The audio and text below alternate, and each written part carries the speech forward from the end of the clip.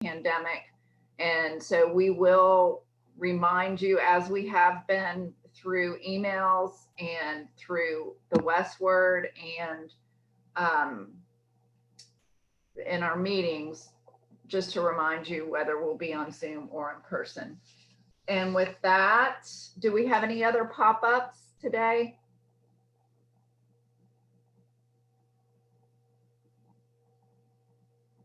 Eric Sherman has a pop-up. Thank you. Good afternoon. Thank you, President Mary Pat. I just want to tell everybody that I got a bunch of thank you notes from the water project from Chafee Trail Elementary. I had intended to put these on the tables, but in light of the COVID protections, I thought that might not be a good idea. But I would like to show this nice one from Mrs. Lukes and Patterson's class. They actually made a booklet of these of their thank you notes, and they put them all in a nice little booklet form for us. So I thought that was a really great effort on their part. And so I'll show you this one. But I have 5 more envelopes from Chafee Trail. They really appreciated the water and the bottles, and got a lot of good comments. And thank you everybody for your participation. Thank you, Eric. And you did an awesome job spearheading that for the club. Thank you for that effort too. And to everybody that contributed. I think next we have our Family of Rotary report. And I'm not sure, is Alton with us? This is Alton Yates's month. Is he on the Zoom? He is actually on the Zoom.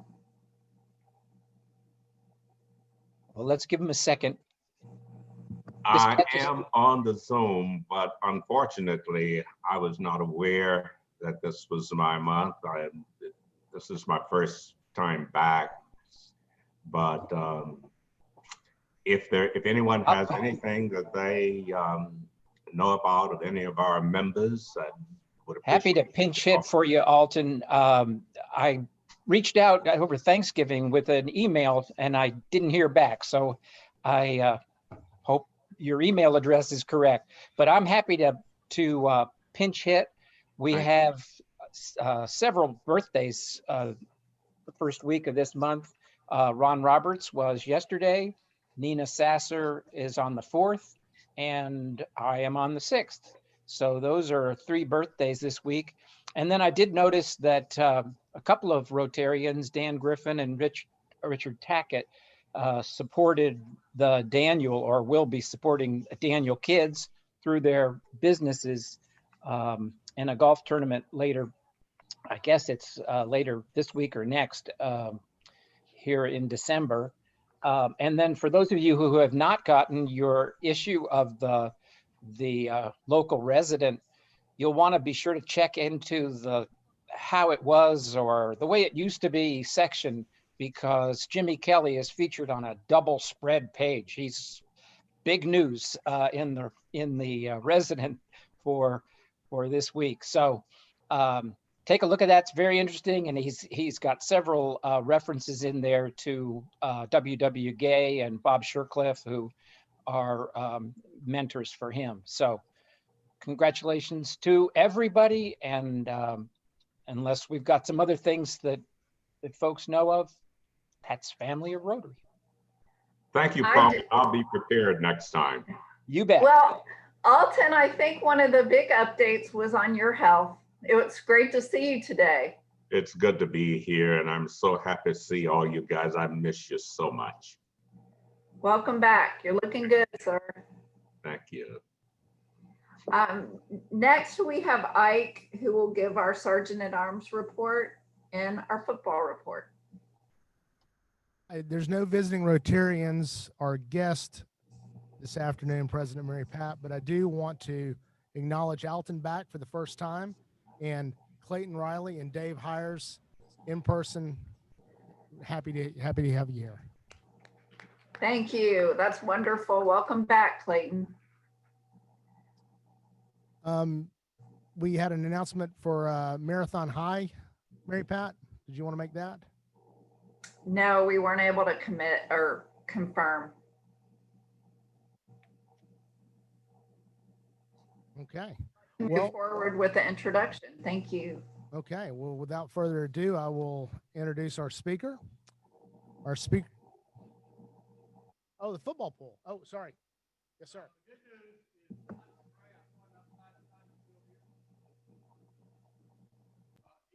news, he won the poll. Bad news is 50-yard line tickets, Florida State game, whatever that is. That concludes my report. Are there any questions? Good news, bad news. Anything else for the good of the club? All right. So it's my pleasure today to introduce Commander Richard Dubnansky, U.S. Navy retired. Richard began his U.S. Navy career in January of '93 as part of the Nuclear Power Officer Candidate Direct Associate Ascension Program while attending Penn State University for dual degrees in chemical engineering and German. Following graduation, he attended Officer Candidate School in Newport, Rhode Island, received his commission as an ensign in the submarine force. 22 years later, he would find his Navy journey ending following the honor of commanding the USS Tennessee. It was truly the most fulfilling professional experience of his privileged career, he says.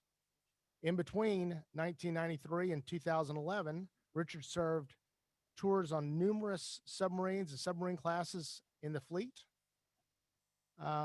Richard was deployed on the USS Key West in the Indian Ocean on September 11th, 2001.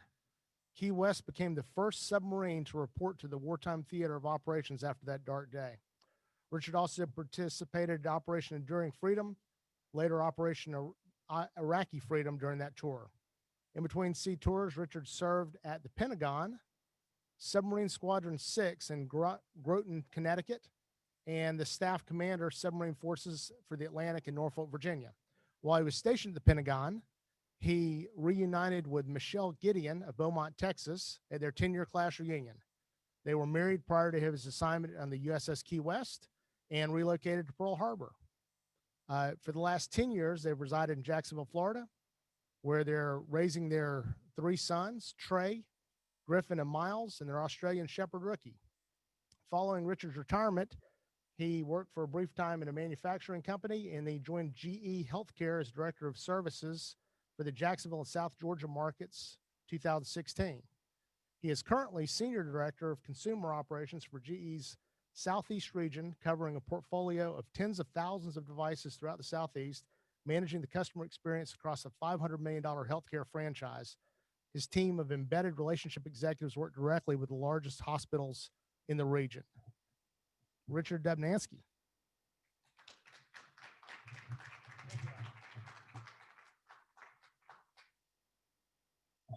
Thank you, Ike.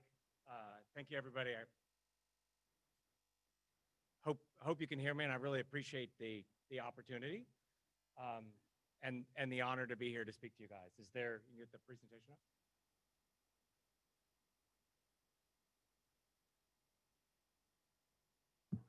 Richard, for the folks on Zoom, if you could stay close to the mic, we would appreciate that. Yes, ma'am. I will do that. I tend to wander, so if I walk away, just zap me and I'll come back to the podium. I tried to send Ike 700 slides, but only about 5 got through. So we'll stick with those. And I want to kind of hit high level life on a submarine, life on a ballistic missile submarine, probably not take the full time allotted. I prefer to just kind of talk casually about the things that you folks are interested in. And so I'll quickly jump through these, hit what I think of the high points, and then we'll just open it up for questions and answers if that's good with everybody.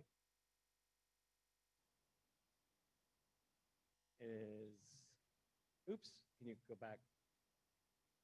I guess I didn't wait long enough. So like Ike mentioned in my bio, I served on a number of classes of submarines over my 22-year career, but I had the honor and the privilege to have command of the USS Tennessee, which is a ballistic missile submarine stationed in Kings Bay, Georgia. The PR pitch for the ballistic missile submarine force is they are the largest number and the only survivable assets in the strategic nuclear triad, right? They're out at sea all the time, prepared to defend our freedom in a way that hopefully never comes. And so when you look at all the sort of missions of the submarine force, we spend time focusing and training the crew on some of those other aspects because they can go from ship to ship, but primarily your time is spent training for and carrying out that mission of strategic deterrent. When I got to the Tennessee in 2011, she was completing a midlife overhaul. So just fantastic feats of engineering. Those ships last for about 40, 42 years. They're fueled by a nuclear reactor that lasts about half that time, about 20 years. And so midway through their life, they pull into the shipyard, they put a new reactor in, and it takes it for the next 20 years. As part of the recertification from that, you take the ship out to sea and you have to run it through its paces, everything, the engineering systems, the ability to submerge and resurface, and the coolest part, the weapon system. So if we could switch to the video. So as part of the recertification, and this is classified up until the time it occurs, and then it's on YouTube to remind everybody else in the world that we really do this stuff. We went off the coast of Cape Canaveral, came in and out of Canaveral a couple of different times, and it culminated in a launch of one of the intercontinental ballistic missiles without any payload off the coast of Canaveral. And they use the same Air Force assets they use to track the satellites, to track the missile. It basically is an Apollo rocket engine. It takes off, it has multiple stages, it goes into orbit, it looks around and figures out where it is with star fixes, and then it's ballistic, right? So it just drops its payload.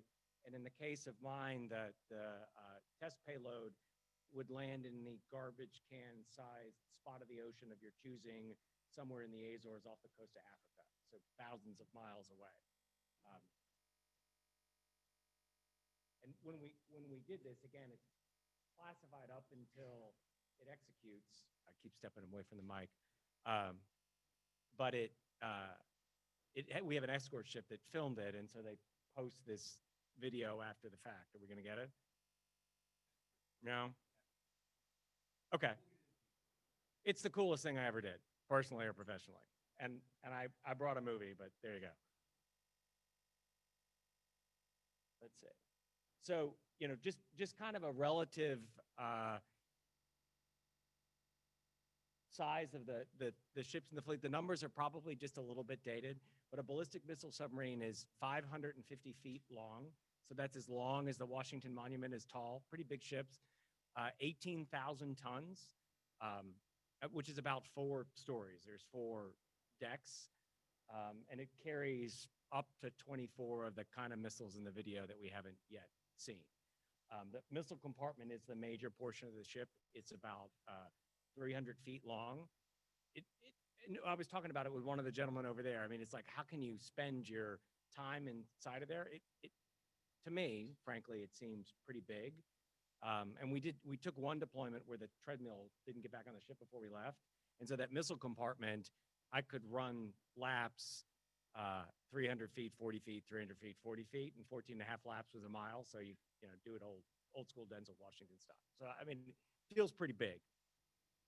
Oh, we lost the presentation.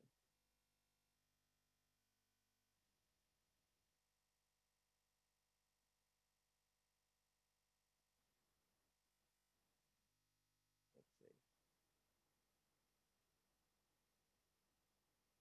I'm afraid to press one word. Yeah, so just a little bit of a map of where our submarines are deployed. So the ballistic missile submarines are only here in Kings Bay and in Bangor, Washington. So they're split 8 and 6, so almost 50-50. There's 6 on the East Coast, 8 on the West Coast, and that allows you to kind of go around and cover pretty much the whole entire world. And the range of those missiles is phenomenal. You don't have to go very far to get where you need to go. In general, it says about 165 crew members. My crew was typically closer to 180 or 200 guys when you would go out to sea. One just awe-inspiring statistic, the average age of the folks in my crew was 22 years old. I was at the time I was on the ship, and again, I retired about 6 years ago, I was the 3rd oldest guy on the ship, and I was in my early 40s. So when they called me the old man, which they weren't supposed to do to my face, but they did anyways, it was pretty accurate. And I think I kind of hit it at most of those details, but you can see the schematic. All the living quarters and the crew quarters are in the front of the ship. That missile compartment is the middle third, and then all the propulsion systems in the engine room are in the back. It's designed to go speeds greater than 20 knots and deeper than 800 feet. And really interesting in terms of, this is kind of a busy slide, but in terms of the way we operate the ship, if you think to the Cold War mission and that comment I made about survivable assets, they're designed to be out at sea all the time, right? I mean, they're not really doing their job when they're moored up in Kings Bay or they're in Bangor. And so the Navy invented this concept, which I think they tried other places, but never really successfully and never really sustained, that the ships want to be out more than a crew can sustain it. So each of the ships has 2 complete crews. So I was the CO of the gold crew. I had a counterpart who was the CO of the blue crew. So every billet on the ship, the CO, the XO, the chief engineer, all the torpedo men, everybody, the storekeepers, was all duplicated. And we would trade back and forth. So you would go out to sea on patrol. We call it patrol and not deployment. And you would go sit in your spot in the Atlantic Ocean, always being ready, always practicing, hoping that the order never comes. And you would do that for somewhere between 3.5 and 4.5 months. Occasionally, we would come close enough to shore to maybe do a transfer, but in general, you were out for 3.5 to 4.5 months. All the communication was one way into the ship.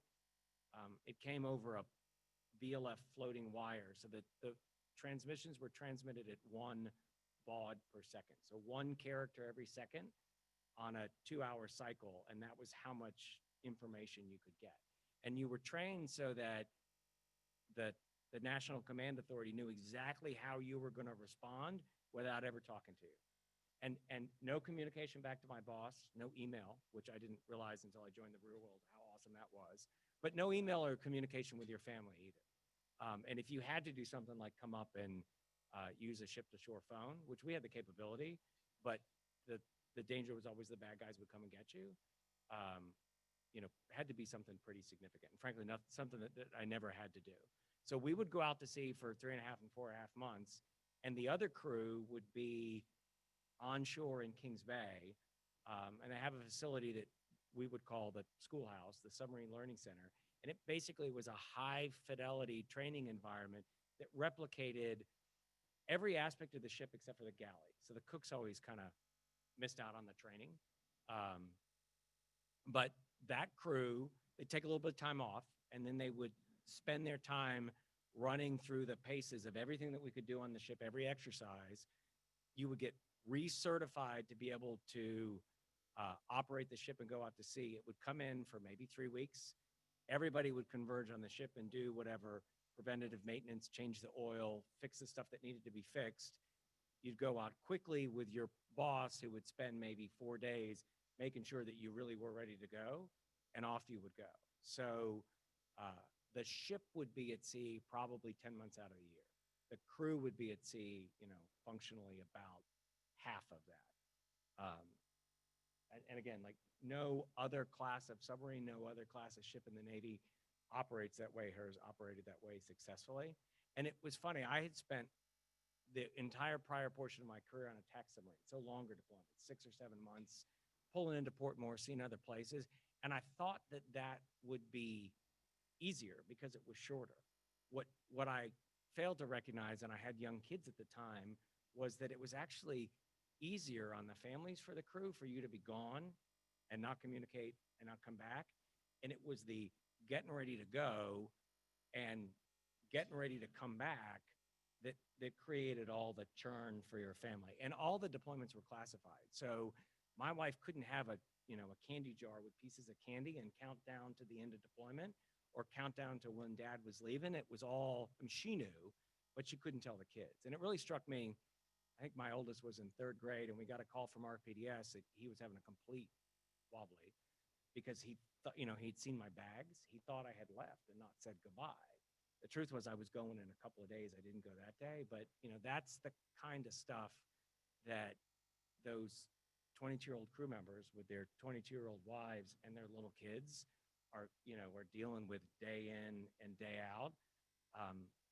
And my wife, not entirely what she signed up for, certainly not what she signed up for, but the stuff that I would have to deal with at sea, frankly, kind of paled in comparison with the things that she would have to manage as the captain's wife, dealing with all the family stuff that goes on, because you really take seriously that charge of command includes taking care of your crew and your families, and it's tough. So I guess if I had one thing to say about the folks that are on these ships, and frankly everybody that serves, they don't serve alone, they serve with their families, and it is just hugely impactful. And so I salute and thank anybody that did it for any period of time, whether it was 6 years or 30 years.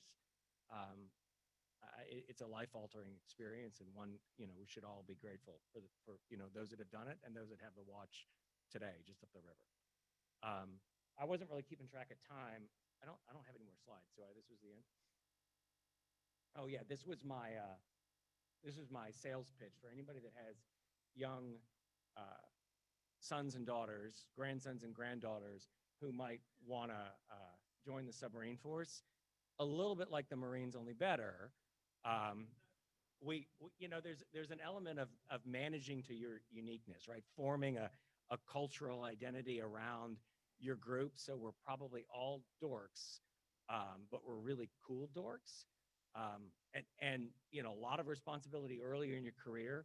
That ship, when it was built, cost $2.5 billion to build, and I've got 18-year-old kids operating nuclear reactors. 23-year-old kids standing officer deck driving that ship. Talk about a tremendous amount of responsibility at a really young age. And again, I only haven't spent a few years in the real world, not appreciating what you learn in terms of leadership, technical management, organizational skills, program management. And all the military branches, even the Marines, are great, but in my opinion, this one's the best. We don't eat the crayons. Yeah, I'm happy to take some questions.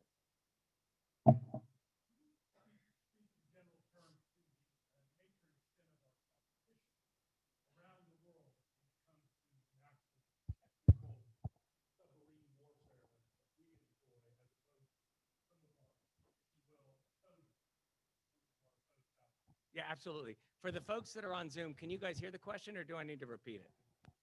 I'll repeat it. So it was Yes, please. Thank you. Can I speak as much as I can as to what our competition is like? And I would say in general, it's pretty good, right? It varies a little bit with investment. And I think if you look back on the Cold War, we probably won it financially more than anything else. And so in terms of overall level of training, I would say we're on the top. Overall level of investment, we're on the top. But that isn't to say that there aren't other folks out there doing very similar things that are very real and very real threats. I'm pretty sure if you Google Atlantic Coast Akula or Kings Bay Akula, and Akula is a Russian class of submarine. When I was in command, so 2011 to 2014, the Russians had submarines and spy ships off the coast of right here, right at the mouth of the St. Johns River. So they're there and they're capable.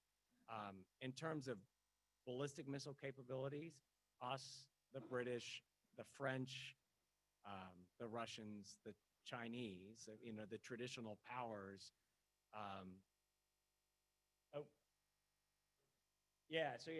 Speaking of ballistic missiles, coolest thing I ever did in my whole entire life.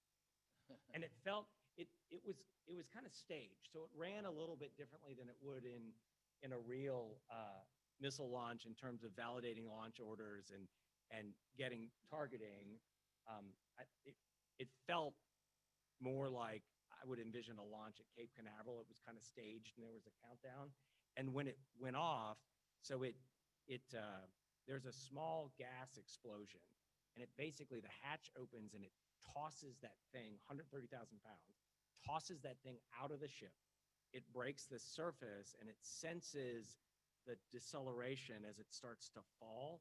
And that's what triggers that engine that then fires off and takes it into outer space. So as it jumps out and that tube fills with seawater, there's a little bit of change in ballast, and it almost felt like that sort of goofy feeling in your stomach when the elevator stops.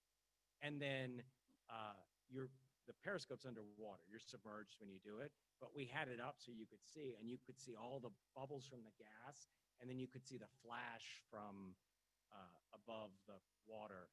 And we do probably, I think, still 2 to 3 of those a year on each coast. I forget where they launch them from on the West Coast. I think off the coast of Kauai. And again, it's to prove the capability and show our adversaries that it's a real thing and we can totally do it. Sir?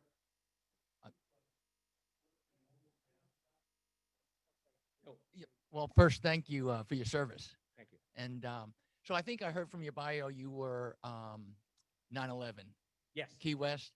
So how much information did the crew actually get on what happened? And can you go through that experience? What was it like? It's a crazy story. So for us, it was the middle of the night.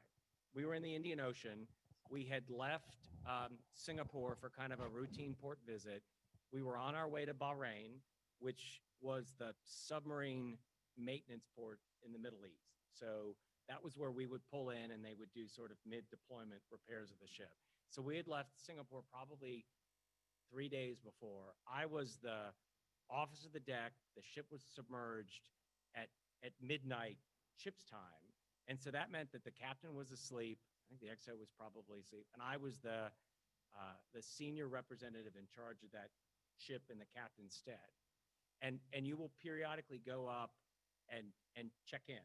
So, we would transit for a while and we would check in. And I don't know relative to our check-in when the events happened. I just remember it was the middle of the night. And we get a check-in and it was this coded message with a word, like the movie Broken Arrow, right? It was 2 words and it meant something only, and this was okay. Nobody knew what it meant. Like there was things that you trained to routinely and everybody knew that, this was this, but this one came over and the radio men are all scratching their head and they're like, what does that mean? So we go and, we wake up the communications officer and they break out the code books and they decode the message. And it was the code for domestic terrorist attack, which was something that frankly, we never talked about, right? I mean, it wasn't really part of our mission. It was nothing that we thought we would be involved in, clearly a little bit naive, but so we didn't know what it was. We then read the rest of the message, which was, remember my story about the teletype, like it came over a teletype. So everybody in this room, I would imagine, has this memory of watching all that stuff on TV.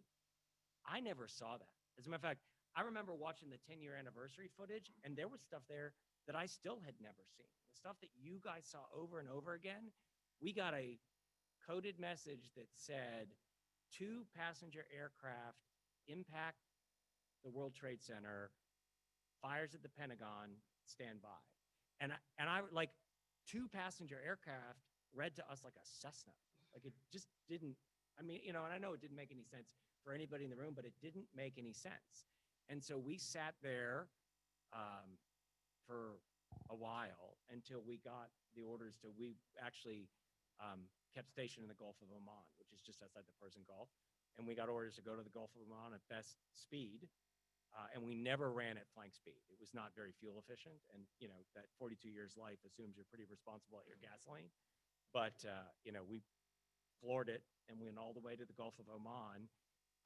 Everybody that was deployed went there. Everybody that was on their way home turned around.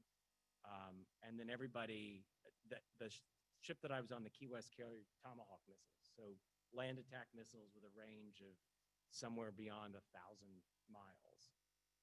And then basically we spent the next 3.5 months just sitting there waiting to be told it was our turn to shoot. And they kind of stacked, like if you were extended on deployment, you shot first.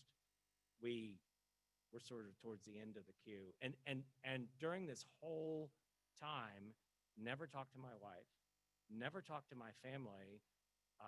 And as a matter of fact, my father-in-law passed away shortly after September 11th, and I didn't know for weeks. And my wife couldn't tell me for weeks because we just couldn't talk. She was living in Hawaii. We were living in Hawaii. She went home to her dad's funeral. He passed away. She mourned. They buried him, and we still didn't talk for 3 more weeks. So I know it was a very different experience than I believe everybody else in the room had. And it was probably 3 weeks before we even saw a photograph of anything. I do want to. I have a Zoom question or comment. Okay. Well, my name's Josh Harrison, sir. Thank you for your service. A lot of the club knows I'm a Navy brat, and you said it twice, but my dad was a A7 pilot, and he was gone a lot. And it's almost hearing you talk about the family stuff, a little bit of therapy for me, because I was a third grader when he would come back. So I just wanted to say I'm still very close with my folks and love my dad and proud of his service. And I don't remember him being gone. I just remember him coming home. So it was nice to hear you say that. I appreciate that. I mean, for me, a big part of my decision to retire, and frankly, a lot of folks don't retire out of command. I mean, they go on, they try to get their stars. But my career path, I looked at my kids who were third grade, kindergarten, and pre-K, and this career path, it was going to require me to move 3 times in 4 years and either drag my family around or just leave them here in Jacksonville. And I just, again, it was the best job I ever had. Certainly the clearest sense of purpose I ever had professionally, but I just, I couldn't do it to my kids anymore. And I think to your point, my third grader remembered. He's 16 now. My other two, they like know what I did, but they don't remember what I did. And frankly, I'm okay with that. Quick question, Scott Emery. Again, we appreciate your service and everything that you've done for this country. What's the average depth that you normally would fire those missiles from, and what's the capability? Well, you can't answer that one. So, what's the average depth that you normally fire the missiles? There's only one depth, and it's submerged but reasonably shallow. Is that evasive enough? You're not very far below the water, right? Because like I said, there's just enough of a gas explosion to kind of toss it up. So it's not that deep. Hey, do you have to turn it on? Okay, it's on.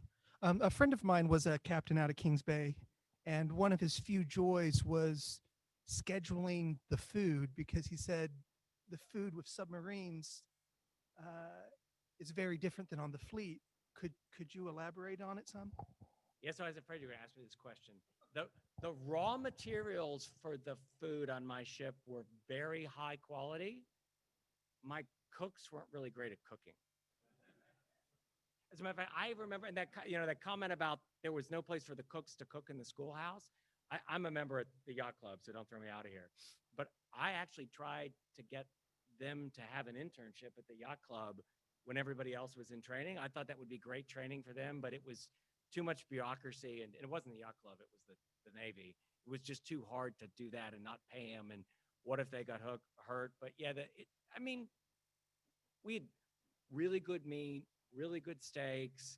A ton of frozen stuff, right? I was just talking about it. I assume some of you guys know John Valentino. I had taken him for a tour right before we left, and the freezer is just packed with stuff. And the dry stores come in on these pallets that they load ashore in warehouses, and they move them in. And there's a real art to packing it so that you can get it. And Johnny asked me, he says, well, how do you know where the bacon is? And I'm like, I know a lot of things, and I'm concerned about a lot of things, but I just want the bacon on my plate. I don't care how the cooks find it. So I think your buddy probably had really good food. Mine left a little bit to be desired. No, I didn't. He might be older or younger than me. when you're underwater for those, say, 3 months at a time and you don't come up, what is your situational awareness with the other submarines, including the bad guys? How do you keep track of where everybody is around you at any given time, or do you? So the good guys, there's like air traffic control.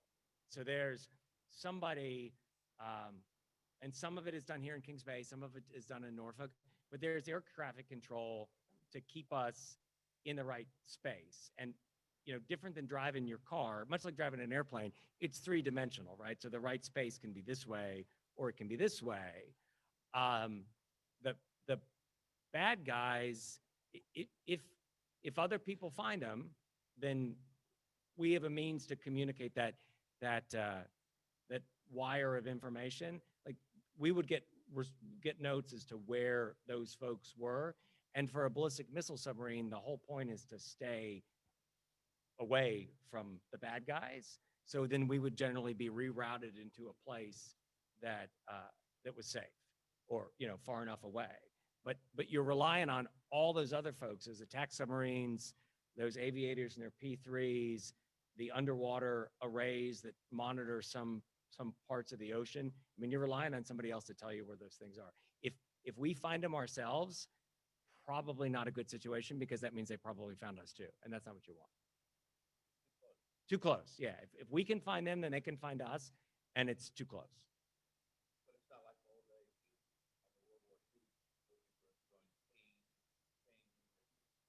So they have active sonar. You have that capability, but that 100% is a giveaway. It's like honking your horn, right? You can absolutely hear the other guy honking his pinging. So, and if he pings at you and he gets you, he can get you. If he's, if you're not in his kind of field of view, then it's just a dead giveaway. So frankly, it's the surface ships and the airplanes that do more of the pinging, right? Because of all the things we could do, I couldn't do a very good job shooting at an airplane, as much as I might have liked to. Thank you again for your service. Describe, if you will, your career path. How was it that you came out of college, and I think you said the Nittany Lions, Penn State, and a chemical engineer, and then focused on this career path for the United States Navy? So there's a couple of different ways you can get assessed into the Navy, right? You can go to one of the service academies, and we were just talking about that. I'm from a small town in Texas. My grandfather was in the military, but he passed away when I was an infant. So I wouldn't say I was from a military family. So a service academy never crossed my mind. ROTC never crossed my mind. I was graduating from Penn State, which is a big state school, and interviewing for jobs. And I had an offer from Procter & Gamble in Mahoopany, Pennsylvania, to make tampons and toilet paper and diapers. I had an offer from Kraft, which is actually in Munich, to make marshmallows and macaroni and cheese. And the woman that interviewed me was from the Marshmallow Group, and she was fascinating for like 5 seconds. And then I went to a career fair, and there was a pilot recruiting for their direct accession program. So like an HR throttling tool, right? They don't always get the right number of people out of the service academies. And so they just need to hire folks. And so they will hire folks straight into the submarine force or straight into the nuclear part of the surface Navy. So that's what the guy was recruiting for. And I was fascinated. I really was looking for a job with a sense of mission, which I probably wouldn't have articulated quite so well at the time, but that was what it was. And oh, by the way, he takes me here. We visit the Wyoming and Kings Bay. We visit the Way City and Mayport. And then we go to the Florida-Georgia game and the largest cocktail party on the planet. And I'm like, sign me up. This stuff is awesome. And then my dad cried, first because I was joining the Navy, and then second because he realized he'd paid all this tuition and he maybe shouldn't have had to. And my grandmother cried for 22 years. She cried when I joined. She cried when I retired. But my dad, frankly, got it the best when, and we don't do this anymore, but you used to be able to take your family on submarines. My wife's been out for a day in Hawaii. My dad went out for a couple of days in Norfolk in the late 90s. That's probably my biggest professional regret, that I never got to take my kids to sea, because usually it was the youngest kid was the age of the captain's kids. Like that was the cutoff. But my dad really gained a true respect for it after he spent a couple days at sea. But so that's how I joined. I went to officer candidate school. There was 6 months of nuclear engineering school, which was in Orlando at the time. It's now in Charleston. 6 months of, and it's funny, the things that, if you think about it, seem a little strange, but people don't know. There's 2 submarines that are permanently moored in Charleston with working nuclear reactors, and they turn the screw into a water break. So it just turns and it dissipates the energy. And that's where they train folks on these reactors that are in the Cooper River. So I spent 6 months in Charleston, 3 more months in school in Connecticut, and then I reported to my first ship, which was a 637 class attack submarine in Norfolk. So a ship in Norfolk, a tour at the Pentagon, the Key West and Pearl Harbor, which was an attack submarine, but a different class, a tour as a squadron support engineer ashore. I was executive officer on the USS Georgia, which was, it was a ballistic missile submarine. Due to the START negotiations, at one point we had 4 extra ones, but they were only 18 out of 42 years old. So they converted those things into, they call them SSGN, subsurface guided missile submarines, and they shoot Tomahawks, and they're like battle wagons. They carry 150 Tomahawk missiles on them, plus divers and underwater jet skis and all kinds of cool stuff. And so I was the XO on that ship when they were converting it. So I spent most of that tour in the shipyard in Norfolk. And so if it, kind of threading through the details, I never served on the same type of submarine in my career twice. And so when I got to the Tennessee, I'd been on them because I was on an inspection team, but I'd never been attached to a ballistic missile submarine. Everything was a little bit different for me. I'm a Navy guy, so just bear with me. Uh-oh. Hey, You're going to fact check me? Pardon me? None of it was fake news. I'm an aviator. I'm an aviator too, and there's 2 other aviators standing in for me. Do the guys they go to attack boats first before they go to the boomers? Is that still a routine? So there are a couple of enlisted rates, the missile technicians, and some of the navigation rates that they don't have an analog on an attack submarine. So there's this pocket of folks that the only places they can really be stationed are on ballistic missile submarines or at STRATCOM in Omaha, which is the support command. And they frankly tend to stay very much in one place, which is an anomaly in a military career. Like these guys, and I say it, I'm a little bit jealous. They could spend 20 years on a career at Kings Bay or between Kings Bay, Omaha, and Bangor, but the rest of the rates on the ship and the officers as well, I would not say that there's any rhyme or reason, but they kind of go back and forth depending on who rotates when and what the needs of the Navy are. I mean, you looking back on my career, somebody might say, oh, you're never going to spend, be on 5 attack submarines and then go to a ballistic missile submarine for command. Like the Navy wouldn't do it. It doesn't make any sense. But when it was my time, there were 8 people in my peer group, and there were 5 ballistic missile submarines and 3 attack submarines, and you start to, match up who goes where, and you just go where the Navy needs you to go. So with the exception of those few specific rates, I think it's just a little bit of happenstance.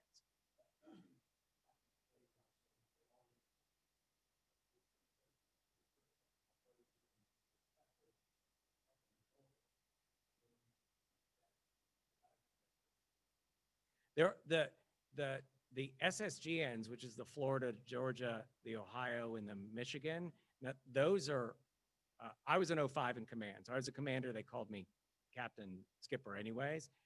Those are the next tier of command because the crew exchange that we do here, they do either in Diego Garcia or Guam. So it's even faster paced. Those would be your second time in command of a submarine. And those are 06s, captains. So that's a little bit of an exception, but I think it really is. I didn't see any clear career rhyme or reason. It just depends on a little bit of the timing, a little bit of the luck of the draw.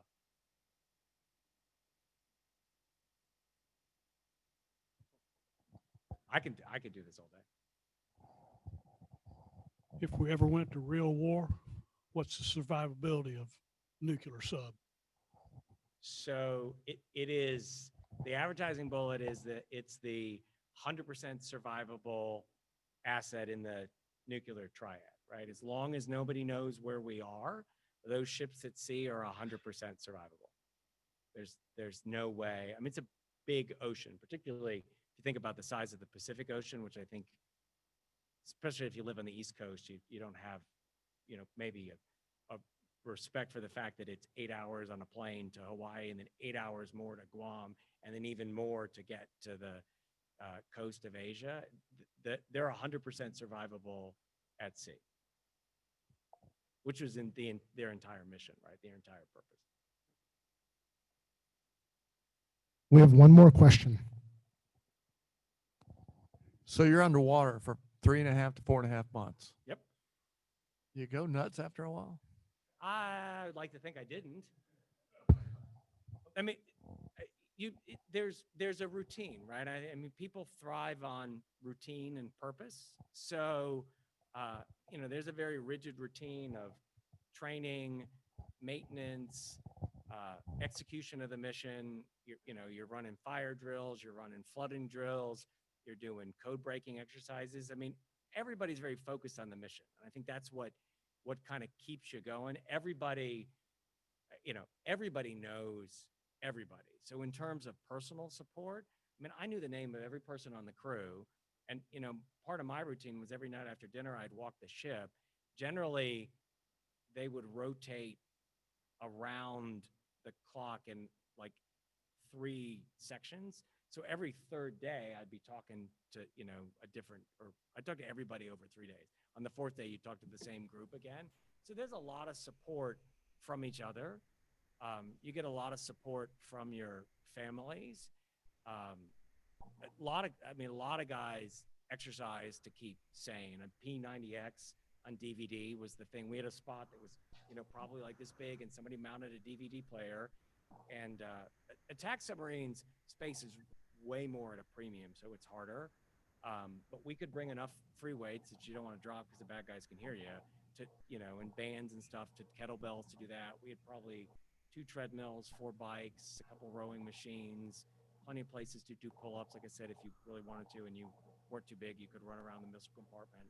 When I was a kid on my first ship, the major form of entertainment was watching movies, and we would get a box of like 20 movies on these weird, they weren't Betamax, but almost 8mm tapes, and they would come straight from the movie houses, and the format was to make them hard to steal. I mean, it was on purpose, and you could only watch them on the cruise mess or in the officer's wardroom on a TV with a VCR, and that was what you did. And we would watch every movie in the box, no matter what it was. And the good ones, I mean, I've watched Office Space 1,000 times. Or you'd play, usually the enlisted guys would play poker, the officers would play cribbage. I will say over time, we started to lose a little bit of that because everybody started to bring their iPads, right? Or their computers with either video games or with their own library of movies.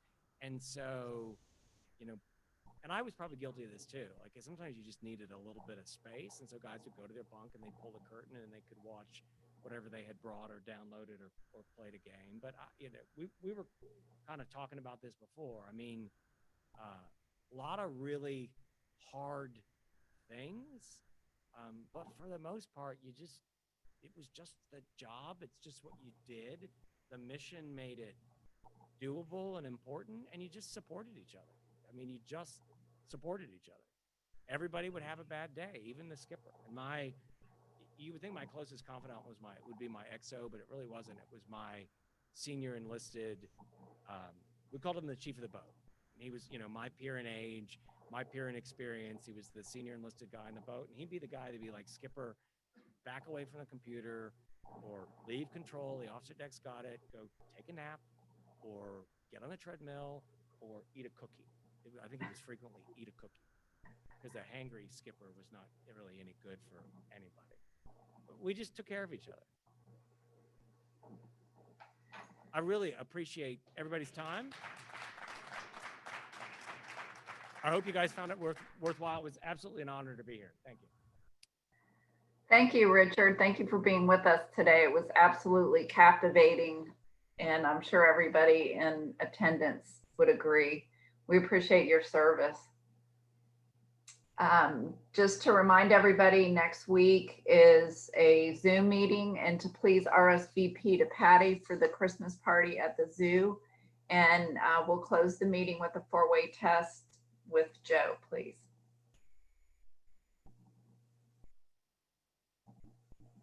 Repeat me after me with the 4-way test. First, is it the truth? The truth. Second, fair to all Fair to all concerned. concerned. Third, will build goodwill and better friendships. And fourth, beneficial to all concerned.